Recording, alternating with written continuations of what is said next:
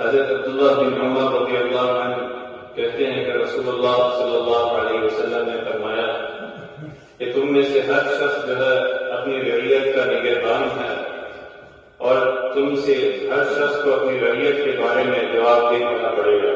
क़यामत के दिन हर बंदे को जिसका वो निगहबान बनाया गया है उसके बारे में उसे जवाबदेह होना पड़ेगा। लिहाजा इमाम यानी सरबराह मुमलकत और हुकूमत जो लोगों का निगहबान है उसको अपनी रइयत के बारे में जवाबदेही करना होगी।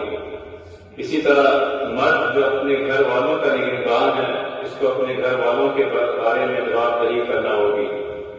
और फिर औरत जो अपने खावन के घर और उसके बच्चों की निगहबान है उसको इनके हुकूक के बारे में जवाबदेही करनी होगी। चाहे वो खावन हो चाहे वो बीवी हो, अल्लाह रब्बुल आलमीन ने दोनों के एक दूसरे पर हुकूक बयान किए हैं।